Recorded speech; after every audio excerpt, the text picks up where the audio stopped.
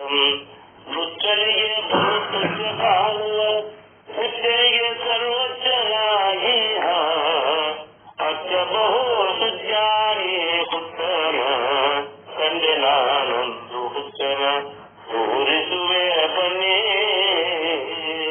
ತೋರಿಸುವೆ ಬನ್ನಿ ದೃಷ್ಟಿ ಸರಿಯಿಲ್ಲದವನ ಸಕಲವನ ತನ್ನೋ ದೃಷ್ಟಿಯಿಂದಲೇ ಅರಿವನ ದುಷ್ಟಯೋಜನೆ ಬಿಟ್ಟು ಮೊರೆ ಬಂದಿರುವ ಶಿಷ್ಟರ ಬಿಡದೆ ಪಾಲಿಸಿ ಕಷ್ಟ ಹರಿಸಿ ಪರಿಪಾಲಿಸಿ ಸಕಲಾವಿಷ್ಟ ನೀಡುವ ಜ್ಞಾನಿ ಉದ್ದಾನ ಕಂಡೆ ಬರುವಾಳವಾಗಿ ಹಣ ಇದರಾಳವ ಕೇಳವ ಬರುವಾಳವಾಗಿ ಹಣಂ ಇದರಾಳ ತಿಳಿದವ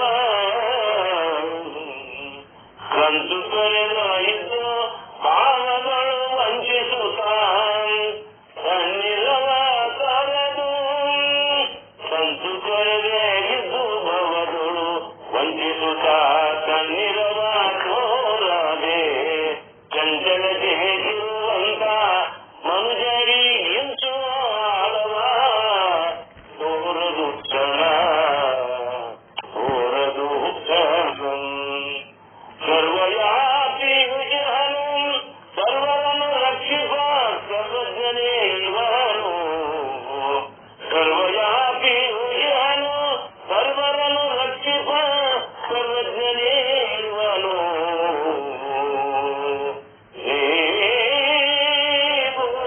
ಮಾಡಿ ಸರ್ವರ ಸಂಕಷ್ಟಗಳ ಹರಿಸುತ್ತ ಸರ್ವಭಕ್ತರ ಹೃದಯದಲ್ಲಿ ಗೆಳೆಯಾಗಿರುವ ಗುರು ಪರ್ವತೇಶಾನಂ ಹುಚ್ಚ ಭಿನ್ನ ಹುಚ್ಚ ಇನ್ನೊಬ್ಬಿಹನು ಸದ್ಗುರುವಿನ ಹುಚ್ಚ ಶಿಷ್ಯೋತ್ತಮನು ಹುಚ್ಚ ಇನ್ನೊಬ್ಬಿಹನು ಸದ್ಗುರುವಿನ ಹುಚ್ಚ ಶಿಷ್ಯೋತ್ತಮನು ಸತ್ಯ ಮಾಡುವೆನೆಂದು ಎಲ್ಲನೂ ಕರೆದು ಬರೀ ಹುಚ್ಚ ಮಾಡಿದ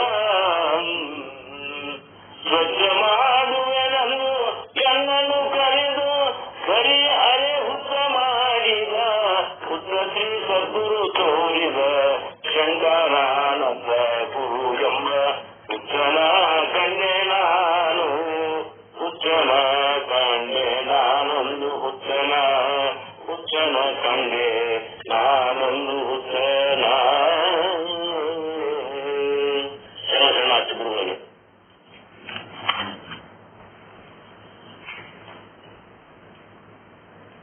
ತುಂಬಾ ಧನ್ಯವಾದಗಳು. ಉತ್ತಮನಿಷ್ಠ ಸದ್ಗುಣವಂತ ಅಲ್ಲಸಣ್ಣ ಅವರು ಒಂದು ಪದವನ್ನು ನುಡಿಸಿದರು. ಅವರು ಅಭಿನಂದನೆಗಳ ಗುರುಗಳಿಗೆ. ಈಗ ಪರಮ ಪೂಜ್ಯ ಶುದ್ಧ ಬ್ರಹ್ಮನಿಷ್ಠ ಸದ್ಗುಣವಂತ ಶರಣಬಸವ ಮಹಾಸ್ವಾಮೀಜಿಯವರಿಗೆ ಇದರಿಂದ ಮೋಕ್ಷದ ವಿಚಾರವನ್ನು ಆಲೋಚಿಸಬೇಕು ಅಂತ ವಿನಂತಿಸಿಕೊಳ್ತೇವೆ.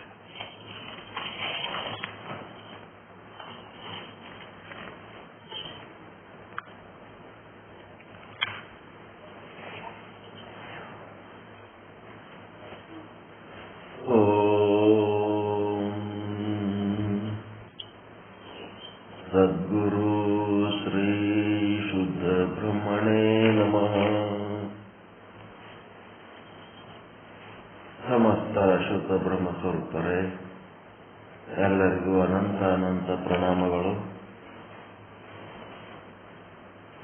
ಇವತ್ತು ಸ್ವಲ್ಪ ಊರಿಗೆ ಹೋಗ್ತಾ ಇದ್ದೀವಿ, ಅದಕ್ಕೆ ಮೊದಲೇ ನಾನು ಮಾಡ್ಕೊಂಡು ಹೋಗ್ತಾ ಇದ್ದೇನೆ. ಇದನ್ನು ಪಾಠ ದಯವಿಟ್ಟು ಸಹಕರಿಸಬೇಕು.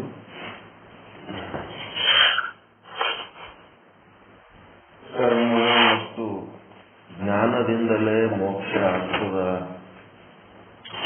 ಹೇಳ್ತಾ ಇದ್ದೀರಿ ಗುರುಗಳೇ. ಮತ್ತೆ ಯಾರು ಬಂದ್ ಮಾಡಿರೋದ ಮ್ಯೂಟು?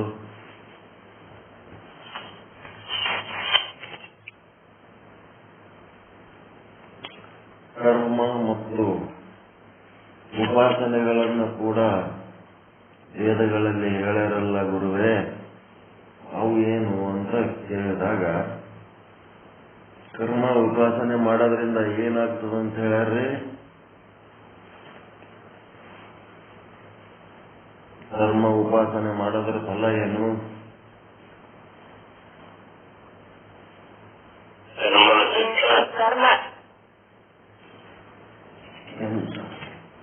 ಕರ್ಮ ಉಪಾಸನೆ ನಿಷ್ಕಾಮ ಕರ್ಮ ಮಾಡೋದ್ರಿಂದ ನಿರ್ಮಲ ಅಂತಃಕರಣ ಆಗತ್ತೆ. ನಿಷ್ಕಾಮ ಉಪಾಸನೆ ಮಾಡೋದ್ರಿಂದ ನಿಶ್ಚಲ ಅಂತಃಕರಣ ಆಗತ್ತೆ. ಸಕಾಮ ಕರ್ಮ ಸಕಾಮ ಉಪಾಸನೆ ಮಾಡೋದ್ರಿಂದ ಏನಾಗ್ತದೆ?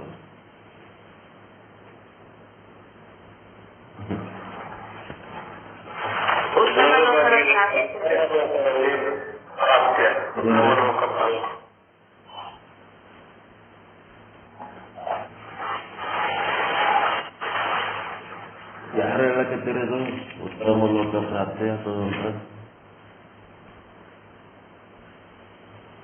ಸಕಾಮ ಕರ್ಮ ಸಕಾಮ ಉಪಾಸನೆ ಮಾಡೋದ್ರಿಂದ ಏನಾಗ್ತದ? ಅದು ಯಾವಾಗ ಮಾಡಬೇಕು, ಯಾಕೆ ಮಾಡಬೇಕು?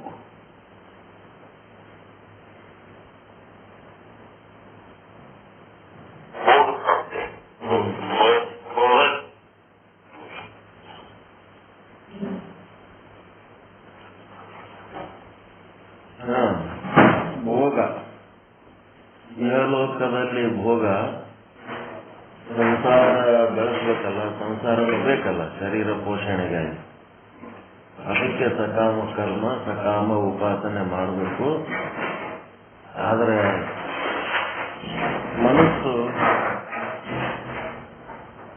ಸಕಾಮವಾಗಿ ಸಂಸಾರದಲ್ಲೇ ನಿರತ ಆಗಬಾರ್ದು. ಅದು ನಿಷ್ಕಾಮ ಕರ್ಮ ನಿಷ್ಕಾಮ ಉಪಾಸನೆಗೆ ಪಲ್ಲಟಗೊಳ್ಳಬೇಕು. ಪರದಲ್ಲಿ ಮೋಕ್ಷ, ಇಹದಲ್ಲಿ ಭೋಗ, ಎರಡೂ ಬೇಕು ನಮಗೆ.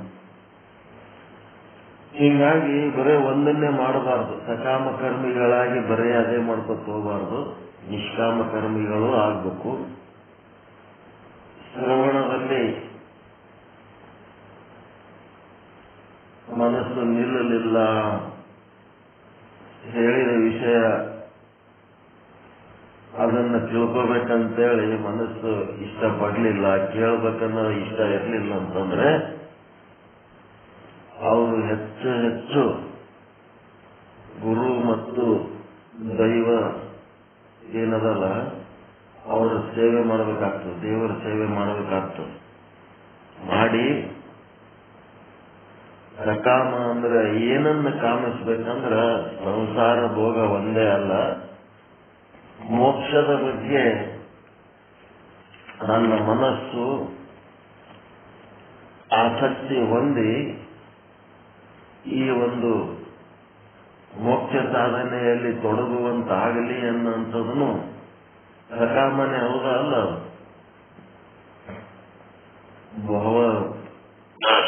ಅದು ಸಕಾಮನೆ. ನನಗೆ ಮೋಕ್ಷ ಆಗ್ಬೇಕು ಅಂತೇಳಿ ಇಚ್ಛೆ ಪಡೋದೇ ಸಕಾಮ. ಅದಕ್ಕೆ ಗುರು ಮತ್ತು ದೈವದ ಸೇವೆ ಮಾಡಬೇಕಾಗ್ತದೆ. ಮತ್ತೆ ಈ ಸಕಾಮ ಕರ್ಮ ಸಕಾಮ ಉಪಾಸನೆಯಿಂದ ನಿರ್ಮಲ ಚಿತ್ತ ನಿಶ್ಚಲ ಚಿತ್ತ ಸಾಧನೆ ಆಗ್ತದ ಅಂತ ಕೂಡ ಹೇಳುವುದು ಸಂಭವಿಸುವುದಿಲ್ಲ. ಎಷ್ಟೋ ಮಂದಿ ಸಾಯ ತನಕ ಮಾಡ್ಲಕತ್ತಾರಲ್ರಿ ಕರ್ಮ ಉಪಾಸನೆಗಳು, ಕಂಟಿನ್ಯೂ ಮಾಡ್ಲಕತ್ತಾರ. ಯಾರ್ದರ ಚಿತ್ತ ನಿರ್ಮಲ ಆಗ್ಯದ, ಯಾರ್ದರ ಚಿತ್ತ ನಿಶ್ಚಲ ಆಗ್ಯದ, ಹಂಗೇನಾರ ಅನುಭವ ಆಗ್ಯದಲ್ರಿ?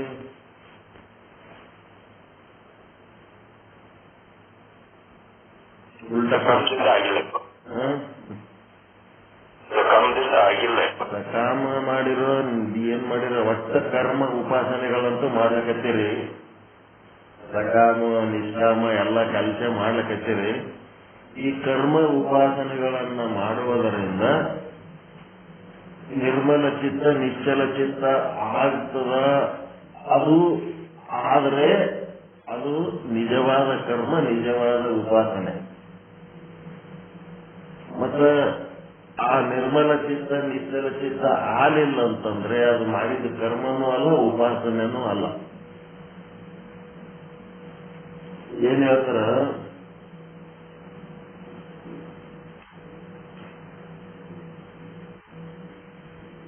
ಯಾವುದರ ಪ್ರತ್ಯಕ್ಷ ಫಲ ಉಂಟಾಗುವುದಿಲ್ಲವೋ, ನಮ್ಗೆ ಬೇಕಾಗಿದ್ದವುದು ಪ್ರತ್ಯಕ್ಷ ಫಲ. ವಿಷಯಾಂಕ 16ಕ್ಕೆ ಹೋದ್ರೆ ಗೊತ್ತಾಗ್ತದೆ. ಪ್ರತ್ಯಕ್ಷ ಫಲ ಎಂಬುದು ಮೋಕ್ಷ. ಅದು ಉಂಟಾಗಂಗಿಲ್ಲ ಕರ್ಮ ಉಪಾಸನೆ ಮಾಡೋದ್ರಿಂದ. ಅಂತಃಕರಣ ಶುದ್ಧಿ ಯಾವುದರ ಫಲವಾಗಿರುವುದೋ ಅದು ಜ್ಞಾನದ ಬಹಿರಂಗ ಸಾಧನೆ ಎನ್ನಿಸುತ್ತದೆ. ಈ ಕರ್ಮ ಉಪಾಸನೆಗಳು ಏನದವ ಬಹಿರಂಗ ಸಾಧನೆಗಳು. ಅಂಥವು ಯಜ್ಞಾದಿ ಕರ್ಮಗಳಿರುತ್ತವೆ. ಯಜ್ಞ ಕರ್ಮ ಮಾಡೋದು ಇರ್ತವು. ಯಜ್ಞ, ಹೋಮ, ಹವನ, ಪೂಜೆ, ಪಾಠ ಅವೆಲ್ಲ ಬರ್ತಾವ. ಯದ್ಯಪಿ ಯಜ್ಞಾದಿ ಕರ್ಮಗಳು ಸಂಸಾರ ಸಾಧನಗಳಾಗಿರುತ್ತವೆ. ಲೋಕದಲ್ಲಿ ಭೋಗ ಅಪೇಕ್ಷೆ ಉಂಟು ಮಾಡಂತವಾಗಿರ್ತವವು. ಅಂತ ಒಂದು ಕರ್ಮ ಮಾಡಿ ಅವುಗಳಿಂದ ಅಂತಃಕರಣ ಶುದ್ಧಿ ಉಂಟಾಗುತ್ತದೆ ಎಂದು ಕೂಡ ಹೇಳುವುದು ಸಂಭವಿಸುವುದಿಲ್ಲ.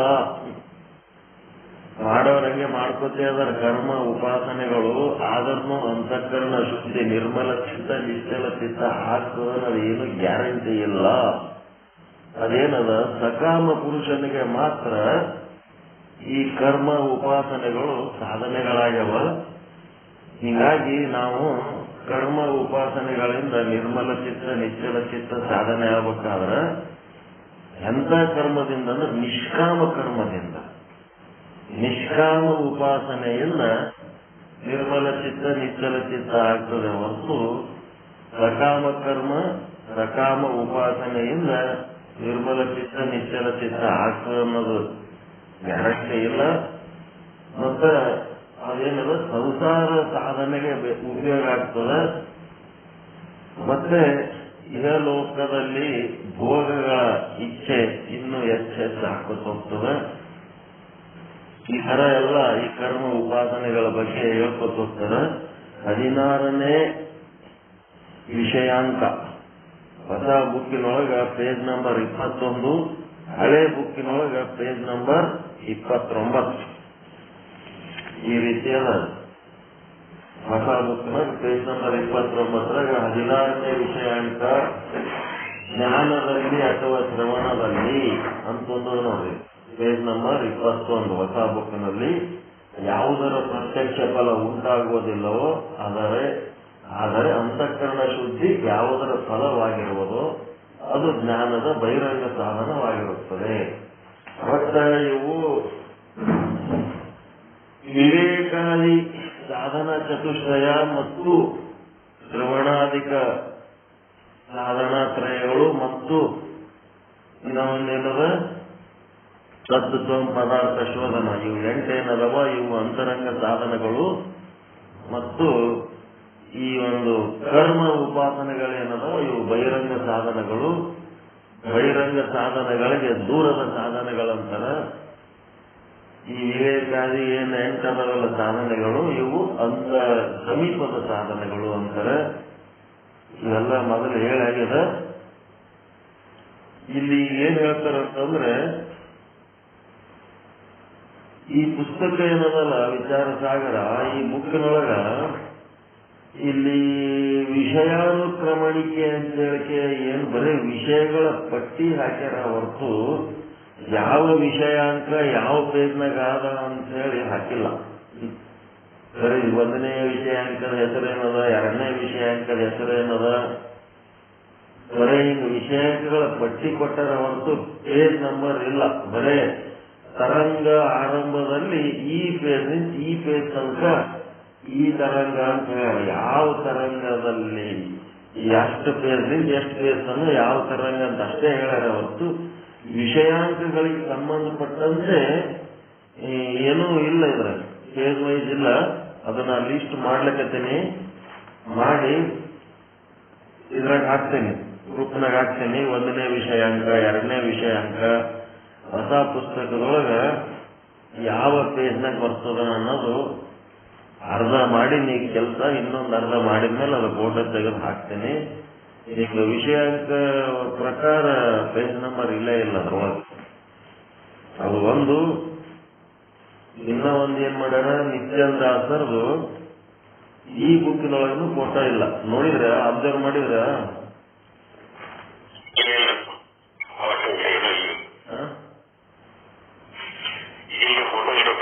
ನಿತ್ಯಾನಂದ ದಾಸರ ಫೋಟೋನೇ ಇಲ್ಲ.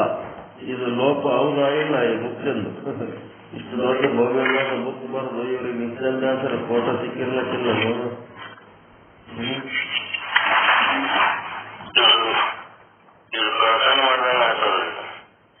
ಏನಾಗ್ತದೋ ಏನು ಇಂಥ ಕಾಲದೊಳಗ ಎಲ್ಲಿ ಬೇಕಲ್ಲಿ ಯಾರ ಫೋಟೋ ಬೇಕು ಅವ್ರ ಫೋಟೋಗಳೆಲ್ಲ ಸಿಗ್ತಾವ. ವಾಟ್ಸಪ್ನಾಗ, ಗೂಗಲ್ ಮೀಟ್ನಾಗ, ಎದ್ರಾಗ ಹೋದ್ರೂ ಸಿಗ್ತಾವ. ಅವ್ರ ಫೋಟೋ ಇರ್ಲಾರ್ದ ಇಂಥದೊಂದು ದೊಡ್ಡ ಬುಕ್ ಬರೆದು ₹1000 ಒಂದು ಬುಕ್ ಮಾಡ್ಲಿಕ್ಕತ್ತಾರ. ಮಹಾತ್ಮರ ಫೋಟೋನೇ ಇಲ್ಲ. ಹೆಂಗ ಅಂತ ಆ ವಿಷಯಾನುಕ್ರಮಣಿಕೆನೂ ದೋಷಪೂರಿತದ. ಅದ್ರೊಳಗೆ ಏನು ಯಾವ ವಿಷಯಾಂಕ ಯಾವ ಪೇಜ್ನಾಗಿಲ್ಲ ಅಂತ ಇದ್ರೊಳಗೆ. ಈಗ ಅದ್ರ ಲೀಸ್ಟ್ ಮಾಡಕತ್ತೀನಿ, ಬೆಳತನ ಕೂತ್ ಮಾಡೀನಿ. ಇನ್ನು ಈಗ 40 ತಾಸು ಆಯ್ತು ಮಲ್ಕೊಂಡು. 1ನೇ ವಿಷಯಾಂಕ ಎಷ್ಟನೇ ಪುಟದಾಗದ, 2ನೇ ವಿಷಯಾಂಕ ಎಷ್ಟನೇ ಪುಟದಾಗದ ಎಲ್ಲ ಲೀಸ್ಟ್ ಮಾಡೀನಿ. ಒಂದು ಅರ್ಧ ಆಗ್ಯದ. 650 ಪುಟ ಅದ. ಒಂದು 300 ಪುಟದಷ್ಟು ಮಾಡೀನಿ. ಇನ್ನೂ ಒಂದು 300 ಪುಟದಷ್ಟು ಮಾಡ್ಬೇಕಾಗ್ಯದ. ಮಾಡಿ ವಾಟ್ಸಪ್ನಾಗ ಹಾಕ್ತೀನಿ. ಅದು ಬರ್ಕೊಳ್ರಿ. ಒಂದು ಯಾವ್ದಾರ ನೋಟ್ಬುಕ್ನಾಗಾರ ಯಾವ್ದ್ರಾಗಾರ 1 ರಿಂದ 550 ಏನದಾವಲ್ಲ ವಿಷಯಾಂಕಗಳು, ಅಷ್ಟು ಬರೆದು ಅದ್ರ ಮುಂದೆ ಪೇಜ್ ನಂಬರ್ಗಳು ನಾನೇನು ಪ್ರಿಂಟ್ ಇದು ಫೋಟೋ ಕಳಿಸ್ತೀನಿ ಅದನ್ನ ಹಾಕೊಂಡ್ಬಿಡ್ರಿ. ಯಾವಾಗ ಬೇಕಾವಾಗ ಈಜಿಯಾಗಿ ಗೊತ್ತಾಗ್ತದೆ. ಇಲ್ಲಾಂದ್ರೆ ನಮ್ದು ಹಿಂಗೆ ಕೇಳ್ತಾರೆ ಇವರು, ಪೇಜ್ ನಂಬರ್ ಯಾವಾಗ ಕೇಳ್ತಾರ. ನನ್ನ ಬಳಿ ಬುಕ್ ಇದ್ದಿದ್ದಿಲ್ಲ ಅವಾಗ. ಹಿಂಗ್ಯಾಕೆ ಇವರಿಗೆ ಪೇಜ್ ನಂಬರ್ ಸಹಿತ ತೆಗೆದುಕೊಡ್ಬೇಕೇನೋ ಅನ್ನಂಗೆ ಅನ್ಸ್ಲಿಕ್ಕತ್ತಿತ್ತು ನನಗೆ. ಈ ಬುಕ್ ಬಂದ್ಮೇಲೆ ಗೊತ್ತಾಯ್ತು ಪೇಜ್ ನಂಬರ್ ಇಲ್ಲ ಸರಿಯಾಗಿ. ಹಳಿ ಬುಕ್ನಾಗ ಭಾಗ 2 ಏನದಲ್ಲ, ಅದ್ರಾಗೂ ಸಹಿತ ವಿಷಯಾನುಕ್ರಮಣಿಕೆ 482 ರಿಂದ 527 ತನಕ ಆ ಪೇಜೇ ಇಲ್ಲ ಇದ್ರಾಗ. ಬರೀ ಒಂದು ಪೀತಾಂಬರ್ಜಿ ಫೋಟೋ ಹಾಕ್ಯಾರ. ನಿತ್ಯಾನಂದ ದಾಸಿ ಫೋಟೋ ಇಲ್ಲೇ ಇಲ್ಲ ಇದ್ರಾಗೂ ಇಲ್ಲ. ಹಳೆ ಬುಕ್ನಾಗೂ ಇಲ್ಲ, ಹೊಸ ಬುಕ್ನಾಗೂ ಇಲ್ಲ. ಪೂರಾ ಸಾಫ್ಟ್ ಹೊಡ್ಕೊಟ್ರೆ ಗಾಡಿ.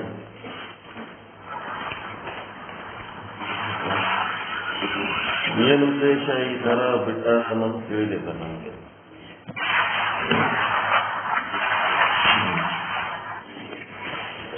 ಇರಲಿ, ಏನೇನಾಗ್ತದೆ ಅವ್ರವ್ರ ಹಣೆ ಬರ, ನಾವೇನ್ ಮಾಡ.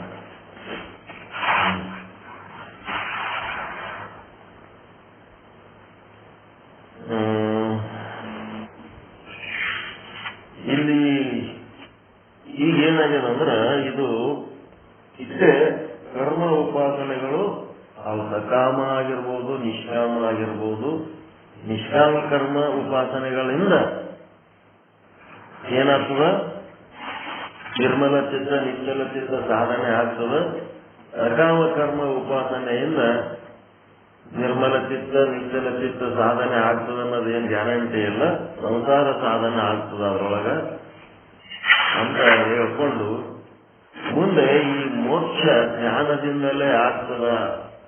ಅದಕ್ಕೆ ಈ 1-2 ವಿಷಯಗಳು ಏನಂದ್ರ, ಈ ಕರ್ಮ ಉಪಾಸನೆಗಳು, ಬಹಿರಂಗ ಸಾಧನೆಗಳು, ವಿವೇಕಾದಿ ವಿವೇಕ, ವೈರಾಗ್ಯ, ಶ್ರಮಾದಿ, ಷಟ್ ಸಂಪತ್ತಿ, ಮುಮುಕ್ಷತ್ವ, ಶ್ರವಣ, ಮನನ, ನಿಧಿಧ್ಯಾಸನ, ತತ್ವ ಪದಾರ್ಥ ಶೋಧನ, ಇವು ಏನದವಂತಂದ್ರೆ ಏನದವ, ಅಂತರಂಗ ಸಾಧನೆಗಳು. ಕರ್ಮ ಉಪಾಸನೆಗಳು ಬಹಿರಂಗ ಸಾಧನೆಗಳು. ಮತ್ತೆ ಕರ್ಮ ಉಪಾಸನೆಗಳು ದೂರದ ಸಾಧನೆಗಳು, ಮತ್ತ ಇವು ಸಮೀಪದ ಸಾಧನೆಗಳು, ಅಂತರಂಗ ಸಾಧನೆಗಳು. ಈ ರೀತಿ ಹೇಳ್ಕೊಂಡು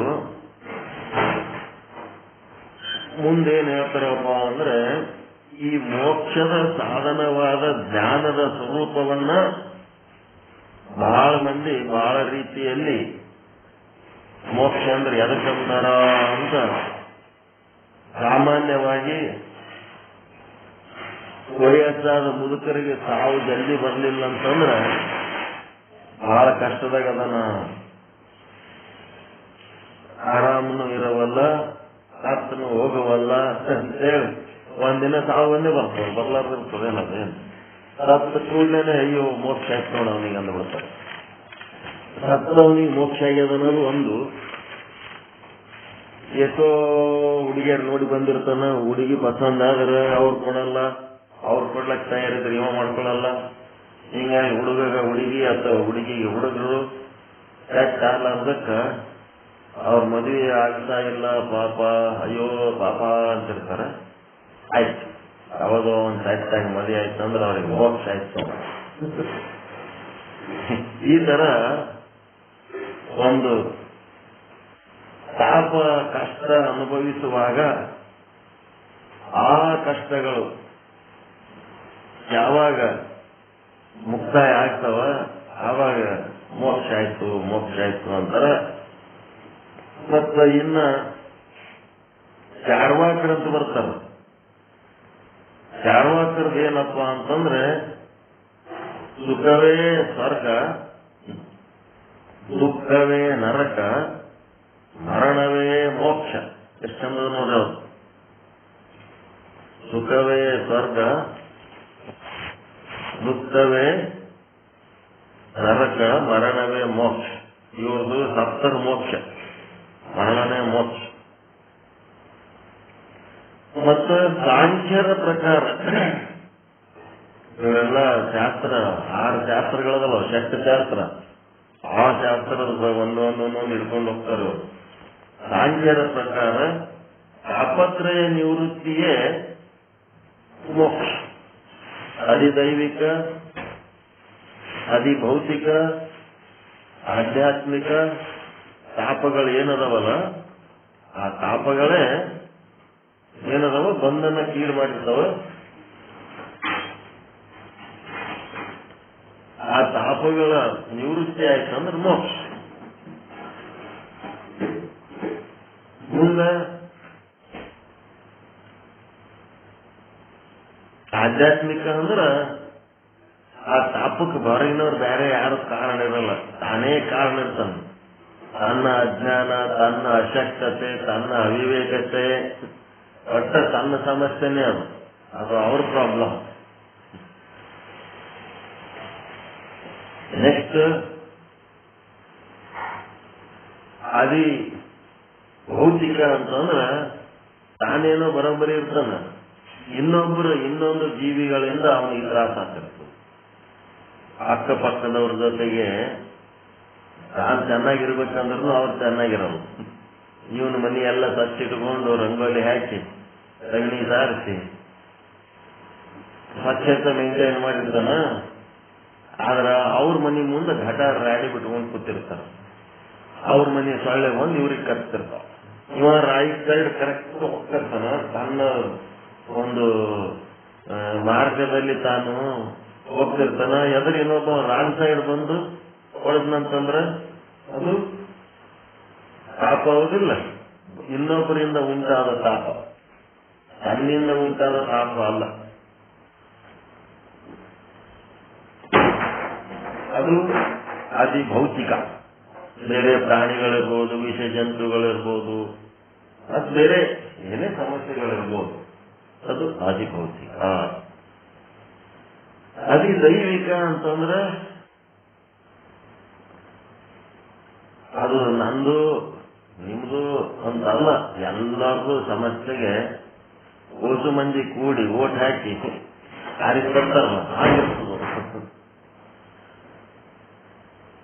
ಎಲ್ಲರದ ಕರ್ಮದ ಫಲ ಅನುಭವಿಸೋದು ಅದೇ ಸಲ. ಅದು ಅತಿ ದೈವಿಕ. ದೇವರ ಶಿಕ್ಷೆ ಕೊಡ್ತಾನೆ. ಓಸು ಮಂದಿಗೆ ಬುದ್ಧಿ ಕೆಟ್ಟದ ಮಕ್ಕಳೇ ನಿಮಗೊಂದು ಮಾಡ್ತೀವಿ ನಿಂದ್ರ ಶಿಕ್ಷೆ ಅಂತ ಒಂದು ಶಿಕ್ಷೆ ಕೊಡ್ತಾನ. ಸುನಾಮಿ, ಚಂಡಮಾರುತ, ಮತ್ತೆ ಎಲ್ಲರದ್ದು ಬುದ್ಧಿ ಕೆಟ್ಟು ಓಟ್ ಹಾಕಿ ಕೆಟ್ಟ ರಾಜಕಾರಣಿಗಳನ್ನು ಆರಿಸಿ ತಂದು ಕುರ್ಚಿ ಕುಂದಿರಿಸಿ ಕೆಟ್ಟ ಅಧಿಕಾರದ ಕಷ್ಟಗಳನ್ನು ಅನುಭವಿಸೋದು ಎಲ್ಲ ಏನದವ ಅತಿ ದೈವಿಕ. ಹಿಂಗೆಲ್ಲ ಇರ್ತಾವ. ಎಲ್ಲರೂ ಕೂಡಿ ಮಾಡೋ ತಪ್ಪದು. ಒಬ್ಬರು ಮಾಡೋ ತಪ್ಪಲ್ಲ, ಎಲ್ಲರೂ ಕೂಡಿ ಮಾಡೋ ತಪ್ಪು. ಅದಕ್ಕೆ ಅಧಿದೈವಿಕ ಅಂತಾರ. ಈ ರೀತಿ ಸಾಕಷ್ಟು ಹೇಳೋದು ಮೊದಲು, ಈಗ ಅವ್ರು ಹೇಳೋದು ಬೇಕಾಗಿಲ್ಲ. ಈ ಸಾಂಖ್ಯರ ಪ್ರಕಾರ ತಾಪತ್ರಯಗಳ ನಿವೃತ್ತಿ ಮೋಕ್ಷ, ಆಧ್ಯಾತ್ಮಿಕ, ಅಧಿದೈವಿಕ, ಅಧಿಭೌತಿಕ. ಆಧ್ಯಾತ್ಮಿಕ ಸಮಸ್ಯೆ ಏನದ ತಂದು ತಾನು ತಿಳ್ಕೊಂಡ್ರೆ ಸುಧಾರಣೆ ಆಗ್ತದೆ. ಆದಿಭೌತಿಕ ಅಂತಂದ್ರೆ ರಕ್ಷಣಾ ವ್ಯವಸ್ಥೆ ಮಾಡ್ಕೋಬೇಕಾಗ್ತದೆ. ಮತ್ತು ಇನ್ನೊಬ್ಬರ ಜೊತೆಗೆ ಸಮಸ್ಯೆ ಆದಾಗ ಅವ್ರ ಜೊತೆಗೆ ಒಂದ್ ಸ್ವಲ್ಪ ಹೊಂದಾಣಿಕೆ ಮಾತುಗಳು ಆಡಿ ಅವ್ರ ಜೊತೆಗೆ ಒಂದು ಸಮಾಲೋಚನೆಗಳ ಮೂಲಕ ಸಮಸ್ಯೆ ಬಗೆಹರಿಸಿಕೊಳ್ಳೋದು. ಮತ್ತೆ ಅಧಿದೈವಿಕ ಅಂತಂದ್ರೆ ದೇವರಿಂದ ಬಂದು ಸಮಸ್ಯೆಗೆ ಯಾರು ರಕ್ಷಣೆ ಮಾಡಕ್ಕಾಗಲ್ಲ, ದೇವರನ್ನೇ ನೆನೆಸ್ಬೇಕು. ಅವನಿಗೆ ಯಾರು ನೆನೆಸ್ತಾರ ಅವ್ರಿಗೆ ಅವ ಏನು ಮಾಡಲ್ಲ, ಯಾರು ಅವನಿಗೆ ಮರೆತಿರ್ತಾರ ಅವ್ರಿಗೆ ಬರೋಬ್ಬರಿ ಪನಿಷ್ಮೆಂಟ್ ಕೊಡ್ತಾನೆ ಅಷ್ಟೇ. ಅದಕ್ಕೆ ಸಾಂಖ್ಯರ ಪ್ರಕಾರ ತಾಪತ್ರಯ ನಿವೃತ್ತಿ ಮೋಕ್ಷ. ಮುಂದೇನಾಯ್ತು,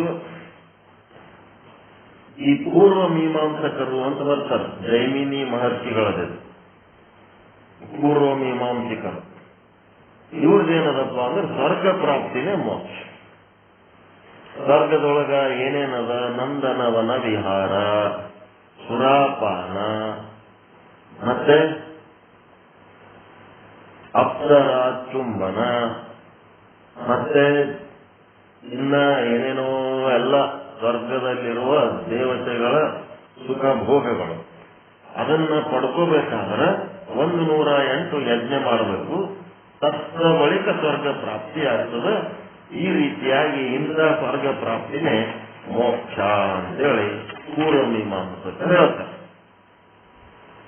ನೈಯಾಯಿಕರ ಪ್ರಕಾರ 21 ಪ್ರಕಾರದ ದುಃಖಗಳು. 21 ಪ್ರಕಾರದ ದುಃಖಗಳು ನಾಳೆಗೆ ಹೇಳ್ತೀನಿ, ಟೈಮ್ ಆಗುತ್ತದೆ ಇವತ್ತು, ಅದು ಹೇಳ್ಕೊತ ಕೂತ್ರೆ. ನೈಯಾಯಿಕರು ನ್ಯಾಯಶಾಸ್ತ್ರದ ಪ್ರಕಾರ 21 ಪ್ರಕಾರ ದುಃಖಗಳು ಏನೇನದವ, ಇವೆಲ್ಲ ಇಂದ್ರಿಯಗಳು ಏನೇನದವಲ್ಲ, ಜ್ಞಾನೇಂದ್ರಿಯ, ಕರ್ಮೇಂದ್ರಿಯ ಎಲ್ಲ ಒಂದು ಲೀಸ್ಟ್ ಮಾಡ್ಯಾರ. 21 ಪ್ರಕಾರದ ಲೀಸ್ಟ್ ಮಾಡಿ ಅವೆಲ್ಲ ದುಃಖ ಕೊಡಂತವೇ ಅದವ. ಅವುಗಳ ನಿವೃತ್ತಿ ಮಾಡ್ಕೊಂಡ್ರೆ ಮೋಕ್ಷ ಆಗ್ತದಂತೆ ಅವ್ರನ್ನೊಂದು ರೀತಿ. ಮತ್ತೆ ಇನ್ನ ಯೋಗಶಾಸ್ತ್ರದ ಪ್ರಕಾರ ಪಾತಂಜಲಿ ಯೋಗ, ರಾಮದೇವ್ ಬಾಬಾ ಮಾಡ್ಲಕತ್ತಾರಲ್ಲ, ಅವ್ರದ್ರಾಗ ಏನದ, ಯಮ ನಿಯಮ, ಆಸನ, ಪ್ರಾಣಾಯಾಮ, ಪ್ರತ್ಯಾಹಾರ, ಧ್ಯಾನ, ಧಾರಣ ಮಾಡಿ ಸಮಾಧಿಗೆ ಹೋಗ್ಬಿಟ್ರೆ ಅಷ್ಟಾಂಗ ಯೋಗ ಸಾಧನೆಗಳಿಂದ ಮನಸ್ಸು ಸಮಾಧಿಯಲ್ಲಿ ನಿಲ್ಲಿಸಿದರೆ ಅದೇ ಮೋಕ್ಷ. ಮನಸ್ಸು ಸಮಾಧಿಯಲ್ಲಿ ನಿಲ್ಲುತ್ತದಂದ್ರೇನು, ಕೊಟ್ಟಿಗೆಗ ಹಗ್ಗ ತಗೊಂಡು ಒಂದು ದನ ಕಟ್ಟಿ ಹಾಕಿದಂಗ ಅಷ್ಟೇ. ಹಗ್ಗ ಬಿಚ್ಚಿದ್ರೆ ದನ ಏನಾಗ್ತದ, ಹೊರಗೋಗ್ಬಿಡ್ತದೆ. ಅದರಂಗ ಈ ಎಲ್ಲ ನಿಜವಾದ ಮೋಕ್ಷಗಳು ಅಲ್ಲವೇ ಅಲ್ಲ. ಇಲ್ಲೇನ್ ಹೇಳ್ತಾರ, ಇವು ಯಾವ ಮೋಕ್ಷ ಅಲ್ಲೇ ಅಲ್ಲೂ, ಇವು ಮೋಕ್ಷನೇ ಅಲ್ಲೂ.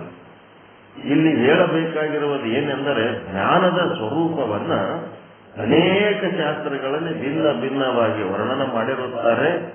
ಅವೆಲ್ಲ ನಿಜವಾದ ಜ್ಞಾನದ ಸ್ವರೂಪವೇ ಅಲ್ಲ. ಅವ್ರೇನ್ ಹೇಳರ ಆ ಶಾಸ್ತ್ರಗಳು ಅವು ಜ್ಞಾನನೇ ಅಲ್ಲವು. 6 ಶಾಸ್ತ್ರಗಳ ಪೈಕಿ 5 ಶಾಸ್ತ್ರಗಳು ಎಲ್ಲ ಬರೀ ವೇದನೆ ಹೇಳ್ತವು. ವೇದ ಹೇಳೋದ್ರಿಂದ ಅವು ಏನು ಜ್ಞಾನನೂ ಅಲ್ಲ, ಅವುದರಿಂದ ಸಿಗಂತ ಅನುಭವ ಮೋಕ್ಷನೂ ಅಲ್ಲ. ಹೀಗಾಗಿ 5 ಶಾಸ್ತ್ರಗಳನ್ನ ತ್ಯಾಗ ಮಾಡಿ ಕೇವಲ ಒಂದೇ ಒಂದು ಶಾಸ್ತ್ರ, ಯಾರ್ದದು ಶಾಸ್ತ್ರ, ವ್ಯಾಸ ಮಹರ್ಷಿಗಳ ಉತ್ತರ ಮೀಮಾಂಸ ಬ್ರಹ್ಮಸೂತ್ರ, ಅದೇ ವ್ಯಾಸ ಮಹರ್ಷಿಗಳದು, ಅದೇ ಶಾಸ್ತ್ರನೇ ಏನದ, ಜೀವ ಬ್ರಹ್ಮರ ಏಕತ್ವವನ್ನು ಹೇಳುವಂತ ಅಭೇದ ದರ್ಶನ ಅಂತ ಒಂದು ಶಾಸ್ತ್ರ ಏನದಲ್ಲ, ಅದು ಉತ್ತರ ಮೀಮಾಂಸ. ಅದೇ ಒಂದೇ ಜ್ಞಾನ, ಅದರಿಂದ ಏನು ಉಂಟಾಗ್ತದ ಅದೇ ಮೋಕ್ಷ. ಇಷ್ಟೇ ತಿಳ್ಕೋಬೇಕು ನೀವು. ಜೀವ ಬ್ರಹ್ಮರ ಅಭೇದ ದರ್ಶನಂ ಜ್ಞಾನಂ ಉಳಿದು 5 ಶಾಸ್ತ್ರಗಳು ಜೀವ ಬ್ರಹ್ಮರ ಭೇದ ದರ್ಶನ ಮಾಡ್ತಾವು. ಅಭೇದ ದರ್ಶನ ಮಾಡಿದ್ರ ಜೀವನೇ ಬ್ರಹ್ಮ ಆಗ್ತಾನೆ. ಭೇದ ದರ್ಶನ ಮಾಡಿದ್ರ ಜೀವನಾಗಿ ಉಳಿತಾನ, ಬ್ರಹ್ಮ ಬ್ರಹ್ಮನಾಗಿ ಉಳಿತಾನ. ಭೇದದಿಂದ ಅಜ್ಞಾನ, ಅಭೇದದಿಂದ ಜ್ಞಾನ ಆಗ್ತದ. ಅಂತಃಕರಣ ವೃತ್ತಿಗೆ ಜ್ಞಾನ ಎನ್ನುತ್ತಾರೆ. ಯಾವುದು ಜೀವ ಬ್ರಹ್ಮರ ಅಭೇದವನ್ನ ಯಾವುದು ಪ್ರತಿಪಾದಿಸುತ್ತದೆಯೋ ಅಂತ ಅಂತಃಕರಣ ವೃತ್ತಿಗೆ ಜ್ಞಾನ ಎನ್ನುತ್ತಾರೆ. ಇದು ಯದ್ಯಪಿ ಅಂತಂದ್ರೆ ಎಲ್ಲರೂ ಏನೇನು ಹೇಳ್ಯಾರಪ್ಪ ಅಂತಿದೆ. ತಥಾಪಿ ಅಂದ್ರೆ ಜೀವ ಬ್ರಹ್ಮರ ವಿಧ ನಿವೃತ್ತಿ ಅಂದರೆ ಭೇದವನ್ನು ನಿವೃತ್ತಿ ಮಾಡುವಂತ ಯಾವ ಜ್ಞಾನವಿರುವುದೋ ಅದನ್ನೇ ವೇದದಲ್ಲಿ ಮೋಕ್ಷದ ಸಾಧನವೆಂದು ಹೇಳಿದ್ದಾರೆ. ಅಂದ್ರೆ ಜ್ಞಾನದ ಸಾಧನವೇ ಮೋಕ್ಷದ ಸಾಧನ. ಹಾಗಾದರೆ ಜ್ಞಾನವೆಂದರೇನು? ಜ್ಞಾನ ಅಂದ್ರೆ ಏನಪ್ಪಾ ಅಂದ್ರೆ ಜೀವ ಬ್ರಹ್ಮರ ಅಭೇದವನ್ನು ಉಂಟು ಮಾಡುವ, ಜೀವ ಬ್ರಹ್ಮರ ಭೇದವನ್ನು ನಿವೃತ್ತಿಗೊಳಿಸುವಂತಹ ಸಾಧನವನ್ನೇ ಜ್ಞಾನವೆಂದು ಹೇಳುತ್ತಾರೆ. ಆದ್ದರಿಂದ ಇಲ್ಲಿ ಗುರುಗಳು ಅದನ್ನೇ ಹೇಳುತ್ತಿದ್ದಾರೆ. ಜ್ಞಾನದ 2 ಲಕ್ಷಣಗಳು ಯಾವ್ಯಾವು? ಜೀವ ಬ್ರಹ್ಮರ ಅಭೇದವನ್ನ ಉಂಟು ಮಾಡುವುದು 1ನೇ ಲಕ್ಷಣ. 2ನೇದ್ದು ಜೀವ ಬ್ರಹ್ಮರ ಭೇದವನ್ನ ನಿವೃತ್ತಿ ಮಾಡುವುದು. ಇದು ಜ್ಞಾನದ ಲಕ್ಷಣ. ಜ್ಞಾನ ಅಂದ್ರೆ ಎದಕ್ಕಂತಾರ ಅಂದ್ರೆ ಇದಕ್ಕಂತಾರ. ಮೋಕ್ಷದ ಲಕ್ಷಣ ಬೇರೆ. ಪರಮಾನಂದ ಪ್ರಾಪ್ತಿ, ಸರ್ವ ದುಃಖ ನಿವೃತ್ತಿ, ಅದು ಮೋಕ್ಷದ ಲಕ್ಷಣ. ಈ ಬರೀ ಜ್ಞಾನ ಅಂದ ಕೂಡ್ಲೇನೆ ಏನಾಗ್ತದ? ಯಾವುದಕ್ಕೆ ಜ್ಞಾನ ಅನ್ಬೇಕು ಅಂತ ತಿಳಿಲಾರ್ದಂಗ ಆಗ್ತದೆ. ಅದಕ್ಕೆ ಜೀವ ಬ್ರಹ್ಮರ ಅಂತಂದ್ರೆ ಬರೀ ಜೀವ ಬ್ರಹ್ಮ ಒಂದೇ ಅಲ್ಲ. ಜೀವ ಬ್ರಹ್ಮರ, ಜೀವ ಜಗತ್ತು, ಜೀವ ಈಶ್ವರ, ಜೀವರ, ಜೀವ ಜಡಗಳ ಎಲ್ಲ ಬರ್ಕೋಬೇಕಿದು. ಒಂದು ಸ್ಯಾಂಪಲ್ ಬರೀತಾರಷ್ಟೇ. ನೀವೇನೇನು ಅನ್ಕೋತೀರಿ ಅವೆಲ್ಲ ಜೀವರ ಮತ್ತೆ ಜೀವ ಈಶ್ವರ ಮತ್ತೆ ಜೀವ ಜಗತ್ತು ಜಡ. ಜೀವ ಜಗತ್ತು ಅಂದ್ರೆ ಜಡ ಜಗತ್ತು. ಜೀವರ ಮತ್ತು ಜಡ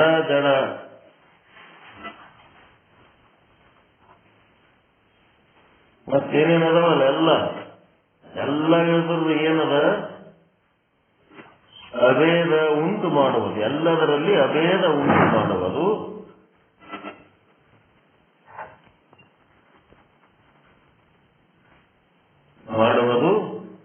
ಭೇದ ನಿವೃತ್ತಿ ಮಾಡುವುದು.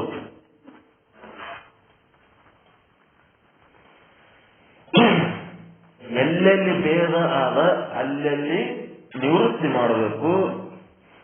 ನಿವೃತ್ತಿ ಮಾಡಿ ಅಭೇದವನ್ನೇ ಉಂಟು ಮಾಡೋದು. ಇದಕ್ಕೆ ಜ್ಞಾನ ಅಂತಾರೆ. ಜ್ಞಾನ ಅಂದ್ರೆ ಏನಂತ ಸತ್ಯ ಗೊತ್ತಾಯ್ತಲ್ರಿ. ಈಗ ಭೇದ ಅನ್ನೋದು ಇಲ್ಲವೇ ಇಲ್ಲ. ಇಲ್ಲದ ಭೇದ ಅದು ಕಲ್ಪಿತ. ಅದೇ ಅನ್ಕೊಂಡಿ ಕಲ್ಪಿತ. ಆಕ್ಚುಲ್ ಅದು ಅಭೇದನೇ ಅದ. ಎಲ್ಲಾ ವಸ್ತುಗಳು ಅದೇ ಬ್ರಹ್ಮನಿಂದ ಉಂಟಾದ ಮೇಲೆ ಅಭೇದ ಎಲ್ಲಿ ಬರ್ತದೆ? ಅಭೇದವೇ ಅದ. ಅಜ್ಞಾನಿಗಳ ಕಣ್ಣಿಗೆ ಭೇದ, ಜ್ಞಾನಿಗಳ ಕಣ್ಣಿಗೆ ಅಭೇದ.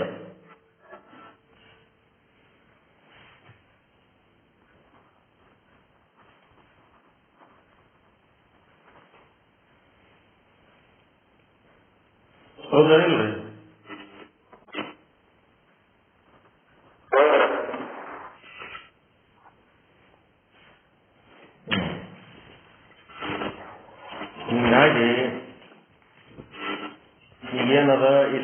ತನಕ ಏನೇನು ತಿಳ್ಕೊಂಡ್ರಿ, 4ನೇ ಯಾರು ಚಾಲು ಇಟ್ಕೊಂಡಿದ್ ನೋಡ್ರಿ ಕುಯ್ ಕುಯ್ ಅಂತ ಬಂದೇ ಮಾಡಂಗಿಲ್ಲ. ಇನ್ನೊಬ್ರು ಹೇಳಂಗೂ ಇಲ್ಲ, ಸುಮ್ಮನೆ ಗಪ್ಪು ಕೂತಿರ್ತೀವಿ. ಬಂದ್ ಮಾಡಕ್ ಒಬ್ಬರಿಗೊಬ್ರು ಹೇಳ್ಕೊಳ್ಳೋದ್ನು ನಿಮ್ಗೆ ಪ್ರಕ್ರಿಯೆ ಇಲ್ಲ ನಿಮ್ಮ ಹತ್ರ.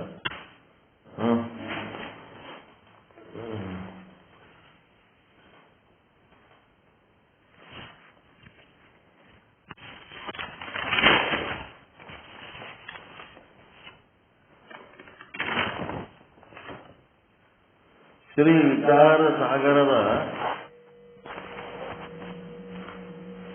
4ನೇ ತರಂಗ ಏನದ ಉತ್ತಮ ಅಧಿಕಾರಿಗೆ ಉಪದೇಶ. ಏನ್ ಮಾಡ್ಯಾರಿಲ್ಲಿ? ಇದು ಸಿಂಹಾವಲೋಕನ ರಿವಿಷನ್. ಅಲ್ಲಿಂದ ಇಲ್ಲಿ ತನಕ ಏನ್ ಹೇಳ್ಕೊಂಡು ಬಂದೀವಿ ಅದ್ರ ಬಗ್ಗೆ ಒಂದ್ ಸ್ವಲ್ಪ ರಿವಿಷನ್ ಮಾಡಿ, ಒಂದು ಕಲ್ಪಿತವಾದ ಕಥೆಯ ಆಧಾರ ಶುಭ ಸಂತತಿ ಎಂಬ ಹೆಸರಿನ ಒಬ್ಬ ಮಹಾರಾಜ. ಆತ ಸ್ವರ್ಗ, ಮರ್ತ್ಯ, ಪಾತಾಳ 3 ಲೋಕಗಳನ್ನು ಆಳುವಂತವನು. ಅವನಿಗೆ 3 ಜನ ಮಕ್ಕಳು, ತತ್ವದೃಷ್ಟಿ, ಅದೃಷ್ಟಿ, ತತ್ವದೃಷ್ಟಿ. 3 ಜನ ಮಕ್ಕಳಿಗೆ 3 ಲೋಕಗಳನ್ನು ಹಂಚಿಕೊಟ್ಟು ತಾನು ಆತ್ಮಸ್ವರೂಪ ಸಾಧನೆಗಾಗಿ ಹೋಗಬೇಕಂತ ನಿರ್ಧರಿಸಿ 3 ಜನ ಮಕ್ಕಳನ್ನು ಕರೆಯಿಸಿ, ನೀವು 3 ಜನ ಮಕ್ಕಳು 3 ಲೋಕಗಳನ್ನು ಒಬ್ಬೊಬ್ಬರು ಒಂದೊಂದು ರಾಜ್ಯವನ್ನು ವಹಿಸಿಕೊಂಡು ರಾಜ್ಯಭಾರ ಮಾಡಿಕೊಂಡು ಸಾಗಿರಿ. ನಾನು ದುಃಖ ರೂಪವಾಗಿರತಕ್ಕಂಥ ಈ ರಾಜ್ಯವನ್ನ ತ್ಯಾಗ ಮಾಡಿ ಆನಂದ ಸ್ವರೂಪವಾದ ಆತ್ಮವನ್ನ ತಿಳಿದುಕೊಳ್ಳುವ ಸಲುವಾಗಿ ಗುರುಗಳ ಕಡೆಗೆ ಹೋಗುತ್ತಿದ್ದೇನೆ ಅಂತ ಏಕಾಂತದಲ್ಲಿ 3 ಜನ ಮಕ್ಕಳು ಸಭೆ ಸೇರಿ ವಿಚಾರ ಮಾಡುತ್ತಿದ್ದಾರೆ. ರಾಜ್ಯಭಾರ ದುಃಖದ ಸಂಗತಿಯೇ ಆಗಿದ್ದರೆ ಆ ದುಃಖದಲ್ಲಿ ನಾವೇಕೆ ಭಾಗವಹಿಸಬೇಕು? ನಾವು ಇದನ್ನೆಲ್ಲ ತ್ಯಾಗ ಮಾಡಿ ನಾವು ಗುರುಗಳ ಕಡೆಗೆ ಯಾಕೆ ಹೋಗಬಾರದು? 3 ಜನ ಸಹೋದರರು ಯಾರಿಗೂ ಹೇಳದೆ ಕೇಳದೆ ಮನೆಯನ್ನು ಬಿಟ್ಟು ಗುರುಗಳ ಶೋಧ ಮಾಡಲು ಹೋಗುತ್ತಿದ್ದಾರೆ. ದೇಶ ದೇಶಗಳಲ್ಲೆಲ್ಲ ಸಂಚರಿಸುವಾಗ ಗಂಗಾ ನದಿಯ ತೀರದಲ್ಲಿ ಒಂದು ಆಶ್ರಮ ಕಾಣಿಸಿತು. ಆಶ್ರಮದ ಗುರುಗಳು ಸಾಕ್ಷಾತ್ ಶಿವನೇ ಶಿವರೂಪ ಧರಿಸಿಕೊಂಡು, ಗುರುರೂಪ ಧರಿಸಿಕೊಂಡು ಶಿಷ್ಯರಿಗೆ ಉಪದೇಶ ಮಾಡುತ್ತಿರುವುದನ್ನ ನೋಡಿದರು. ಇಲ್ಲಿ ನಮ್ಮ ಕಾರ್ಯ ಫಲಿಸುತ್ತದೆ ಎಂದು ತಿಳಿದುಕೊಂಡು ಗುರುಗಳ ಆಶ್ರಮದಲ್ಲಿ ಸೇವೆ ಮಾಡುತ್ತಾ 6 ತಿಂಗಳ ಪರ್ಯಂತ ಸೇವೆಯಲ್ಲಿ ನಿರತರಾದರು.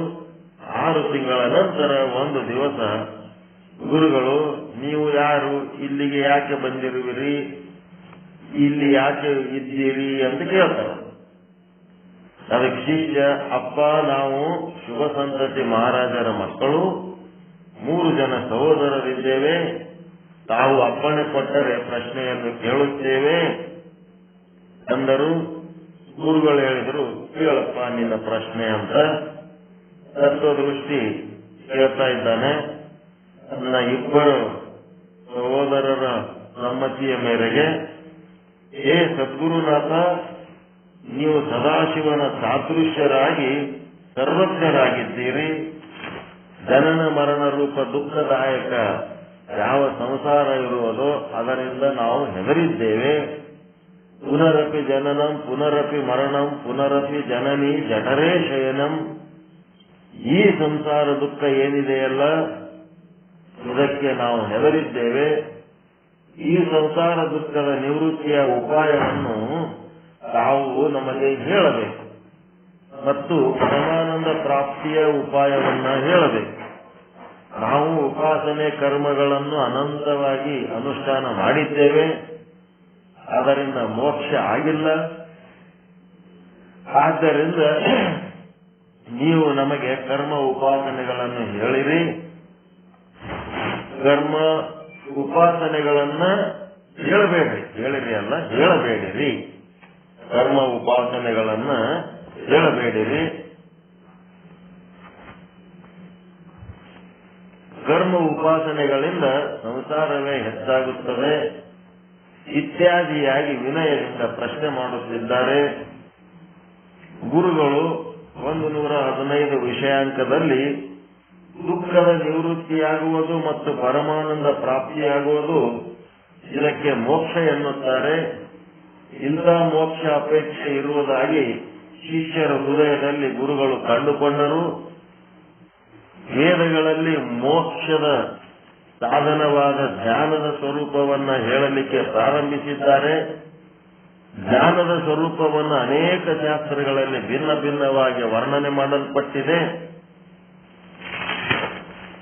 ಏನೇನ್ ಮಾಡಿದ್ರು? ಅರ್ಥ ಪ್ರಕಾಶ ಜ್ಞಾನಂ. ಜ್ಞಾನದ ಲಕ್ಷಣ ಏನಪ್ಪ ಅಂದ್ರೆ ಅರ್ಥ ತಿಳಿಸಿಕೊಡುವುದು ಯಾವುದೋ ಅದು ಜ್ಞಾನ ಅಂತೇಳಿ ಅರ್ಥವನ್ನ ಪ್ರಕಾಶ ಮಾಡುವುದಕ್ಕೆ ಜ್ಞಾನ ಅಂತ ಕರೀತಾರೆ. ಯಾವುದೋ ಒಂದು ತಿಳಿಲಾರ್ದಂಗಾದಾಗ ಅದನ್ನ ತಿಳಿಯುವಂಗ ಅರ್ಥ ಮಾಡ್ಕೊಂಡ್ರೆ ಅದಕ್ಕೆ ಜ್ಞಾನ ಅಂತಾರ. ಇದು ಒಂದು ರೀತಿಯಾದಂತ ಜ್ಞಾನದ ಬಗ್ಗೆ ಒಂದು ವರ್ಣನ. ಮತ್ತೆ ಆವರಣ ಭಂಗಾನುಕೂಲ ವ್ಯಾಪಾರ ಜ್ಞಾನಂ.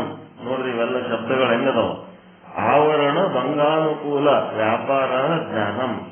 ಬರೀ ಪ್ರಕಾಶ ಮಾಡುವುದರ ಜೊತೆಗೆ ಆವರಣವನ್ನ ಭಂಗ ಮಾಡುವ ಯಾವ ವ್ಯವಹಾರವಿದೆಯಲ್ಲ ಅದನ್ನು ಕೂಡ ಜ್ಞಾನವೆಂದು ಕರೆಯುತ್ತಾರೆ. ಪ್ರಕಾಶ ಮಾಡೋದು ಬರೀ ಅರ್ಥ ಹೇಳೋದಷ್ಟೇ ಅಲ್ಲ, ಆವರಣ ಭಂಗ ಮಾಡೋದು. ವೃತ್ತಿ ಹೋಗಿ ಆ ವಸ್ತುವಿನ ಸಮಾನ ಆಕಾರ ತಾಳುವಂಥದ್ದೇನು ಆವರಣ ಭಂಗ ಮಾಡೋದಲ್ಲ, ಅದಕ್ಕೂ ಜ್ಞಾನ ಎನ್ನುತ್ತಾರೆ. ಮತ್ತು ಜೀವ ಬ್ರಹ್ಮರ ಅಭೇದ ದರ್ಶನಂ ಜ್ಞಾನಂ. ಜ್ಞಾನ ಅಂದ್ರೆ ಇದೊಂದು ತಿಳ್ಕೊಂಡ್ಬಿಡ್ರಿ. ಜೀವ ಬ್ರಹ್ಮರ ಅಭೇದ ದರ್ಶನಂ ಜ್ಞಾನಂ. ಹೆಂಗ್ ಬರಿಬೇಕು? ಜೀವ ಬ್ರಹ್ಮರುರಭೇದ. ಬ್ರಹ್ಮರು ಬರೆದು ರ ಬರೆದು ಭೇದ. ಜೀವ ಬರಿಬೇಕು, ಬ್ರಹ್ಮರು ಅಂತ ಬರೆದು ಮತ್ತೆ ರ ಭೇದ. ಜೀವ ಬ್ರಹ್ಮರೂರಭೇದ ದರ್ಶನಂ ಜ್ಞಾನಂ. ಜೀವ ಬ್ರಹ್ಮರಲ್ಲಿ ಅಭೇದ ಹೇಳತಕ್ಕಂಥ ಯಾವುದೋ ಅದುವೇ ಜ್ಞಾನ. ಜೀವ ಬ್ರಹ್ಮರಲ್ಲಿರುವ ಭೇದವನ್ನ ನಿವೃತ್ತಿ ಮಾಡುವಂಥದ್ದು ಯಾವುದೋ ಅದೇ ಜ್ಞಾನ. ವೇದಗಳಲ್ಲಿ ಮೋಕ್ಷದ ಸಾಧನ ಈ ರೀತಿಯಾದ ಜ್ಞಾನ ಎಂದು ಹೇಳಿದ್ದಾರೆ. ಅದಕ್ಕೀಗ ಜ್ಞಾನ ಅಂದ್ರೇನು, ಮೋಕ್ಷ ಎದರಿಂದ ಆಗ್ತದೆ ಅನ್ನೋದು. ಮೋಕ್ಷ ಅಂದ್ರೆ ಪರಮಾನಂದ ಪ್ರಾಪ್ತಿ, ಸರ್ವ ದುಃಖ ನಿವೃತ್ತಿ. ಅದು ಎದರಿಂದ ಆಗ್ತದೆ ಅಂದ್ರೆ ಜ್ಞಾನದಿಂದ ಆಗ್ತದೆ. ಜ್ಞಾನ ಅಂದ್ರೆ ಏನು ಅಂತಂದ್ರೆ ಜೀವ ಬ್ರಹ್ಮರ ಭೇದ ನಿವೃತ್ತಿ ಮತ್ತು ಜೀವ ಬ್ರಹ್ಮರ ಅಭೇದದ ಒಂದು ದರ್ಶನ. ಇದು ಯಾವುದು ಮಾಡ್ತದ ಅದು ಜ್ಞಾನ ಅಂತ ಜ್ಞಾನದ ಒಂದು ಅರ್ಥ ಹೇಳಿದೆ. ಹೀಗಾಗಿ ಇಲ್ಲಿ ತನಕ ಮಾಡಿದ್ರ ಬಗ್ಗೆ ಜೀವ ಬ್ರಹ್ಮರಲ್ಲಿ ಅಭೇದ ಉಂಟು ಮಾಡುವುದು ಯಾವುದೋ, ಜೀವ ಬ್ರಹ್ಮರಲ್ಲಿರುವ ಭೇದವನ್ನು ನಿವೃತ್ತಿ ಮಾಡುವುದು ಯಾವುದೋ ಅದೇ ಜ್ಞಾನ. ಆ ಜ್ಞಾನದಿಂದ ಏನಾಗ್ತದಪ್ಪ ಅಂತಂದ್ರೆ ಮೋಕ್ಷ ಆಗ್ತದ. ಮೋಕ್ಷ ಅಂದ್ರೆ ಪರಮಾನಂದ ಪ್ರಾಪ್ತಿ, ಸರ್ವ ದುಃಖ ನಿವೃತ್ತಿ. ಇಷ್ಟು ತಿಳ್ಕೊಂಡ್ರೆ ಸಾಕು. ಜ್ಞಾನ ಅಂದ್ರೇನ್ರಿ?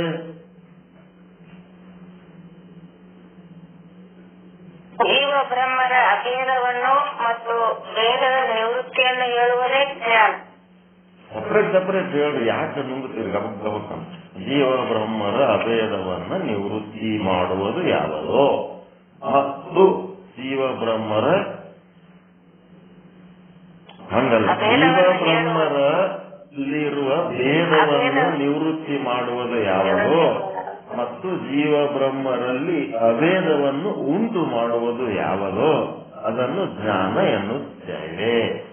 ಹಿಂಗ ಸಪರೇಟ್ ಒಂದೇ ಕಲಿಸ್ಬೇಡ್ರಿ. 2 ವಾಕ್ಯ ಸಪರೇಟ್ ಅದಾವ.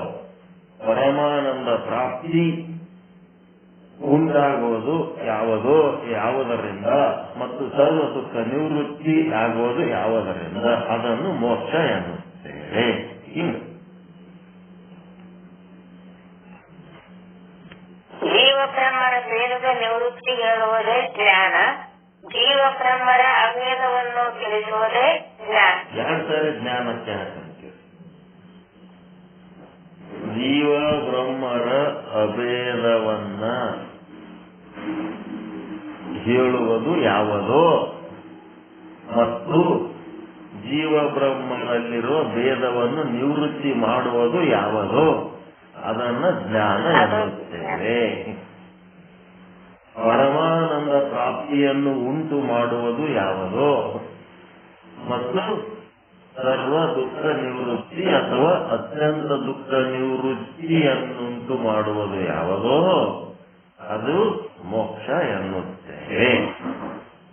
ಇಷ್ಟು ಹೇಳಿ ಅಲ್ಲಿಂದ ಇಲ್ಲಿ ತನಕ ಏನ್ ಕಥೆ ಹೇಳ್ಕೊಂಡು ಬಂದೀವಿ ಅದನ್ನ ಒಂದು ಸಿಂಹಾವಲೋಕನ ಮಾಡಿ ಹಿಂದಿಲಿಂದ ಒಂದು ಕಥೆನೂ ಒಂದು ರೌಂಡ್ ಹಿಂಗೆ ಹೇಳ್ಬಿಟ್ರು.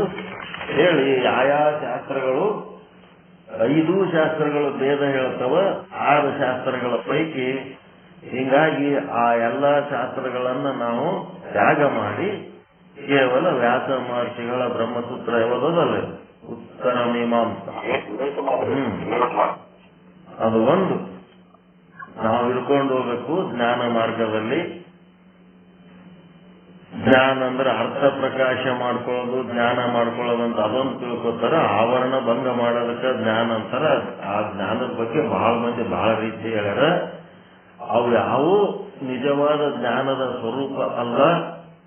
ಅವುಗಳಿಂದ ಉಂಟಾದ ಏನ್ ಅನುಭವ ಅದ ಅದು ಯಾವುದು ಮೋಕ್ಷ ಅಲ್ಲ.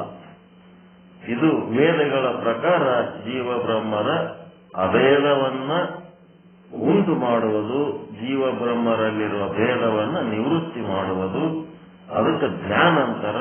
ಆ ಜ್ಞಾನದ ಪರಿಣಾಮ ಮೋಕ್ಷ.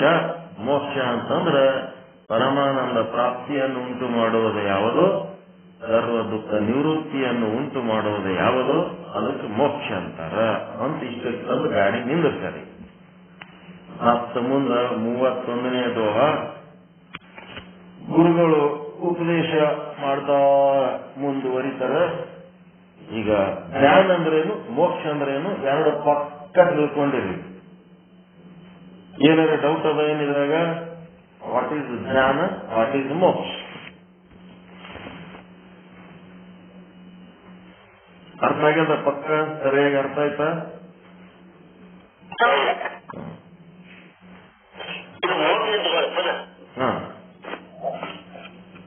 ಏನ್ರಿ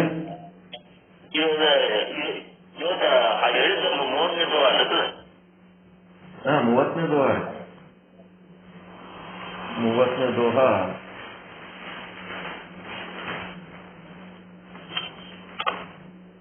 115ನೇ ವಿಷಯ ಅಂಕ 4ನೇ ತರಂಗ.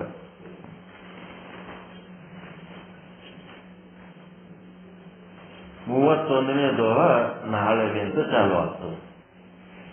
ಪರಮಾನಂದ ಮಿಲಾಪತು ಜೋ ಶಿಷ್ಯ ಚಹೈ ಸುಜಾನ. ಏ ಜಾನನಾದ ಶಿಷ್ಯನೇ, ಪರಮಾನಂದ ಪಡ್ಕೋಬೇಕಂತ ನೀನು ಜನ್ಮಾಧಿಕ ದುಃಖ ನಾಶ ಮಾಡ್ಕೋಬೇಕಂತ ಹೇಳಿ ಬಂದಿದೆಲ್ಲ ಅದೇನದ ಭ್ರಾಂತಿ ಜನ್ಯ ಅದ.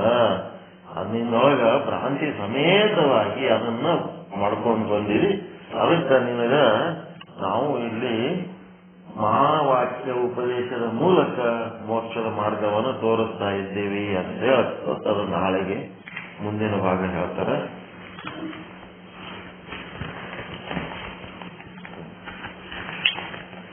ಪರಮಾನಂದ ಪ್ರಾಪ್ತಿ ಭವ, ಸರ್ವ ದುಃಖ ನಿವೃತ್ತಿ ಭವ, ಇಷ್ಟಾರ್ಥ ಸಿದ್ಧಿರಸ್ತು, ಯಶಸ್ವಿ ಭವ ಯಶಸ್ವಿ ಭವ. ಓಂ ಶಾಂತಿ ಶಾಂತಿ ಶಾಂತಿ. ಶರಣ ಶರಣಾರ್ಥಿ. ಎಲ್ಲರಿಗೂ ಒಳಿತಾಗಲಿ, ಎಲ್ಲರಿಗೂ ಶುಭವಾಗಲಿ.